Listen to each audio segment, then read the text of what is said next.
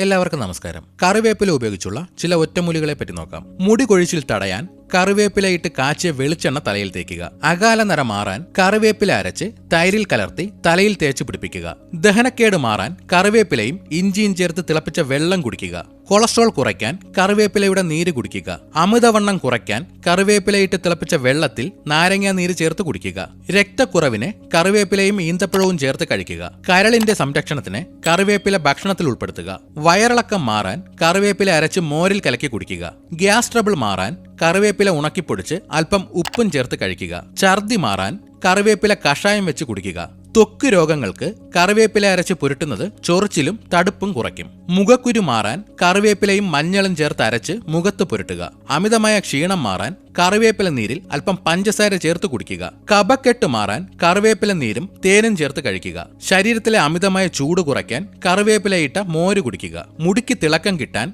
കറിവേപ്പില അരച്ച് താളിയായി ഉപയോഗിക്കുക. സന്ധിവേദനയ്ക്ക് കറിവേപ്പില അരച്ച് ചൂടാക്കി വേദനയുള്ള ഭാഗത്ത് വച്ച് കെട്ടുക. വിരശല്യം മാറാൻ കറിവേപ്പില ചതച്ച നീര് വെറും വയറ്റിൽ കഴിക്കുക. മുടി കൊഴിച്ചിലിന് കറിവേപ്പിലയും കറ്റാർവാഴയും ചേർത്ത് അരച്ച് തലയിൽ തേക്കുക. ചർമ്മത്തിന് തിളക്കം ലഭിക്കാൻ കറിവേപ്പില വെള്ളം ഉപയോഗിച്ച് മുഖം കഴുകുക. വാതസംബന്ധമായ വേദനകൾക്ക് കറിവേപ്പില വെളിച്ചെണ്ണയിൽ മൂപ്പിച്ച് തേക്കുക. അലർജിക്ക് കറിവേപ്പിലയും വേപ്പിലയും ചേർത്ത് തിളപ്പിച്ച വെള്ളത്തിൽ കുളിക്കുക.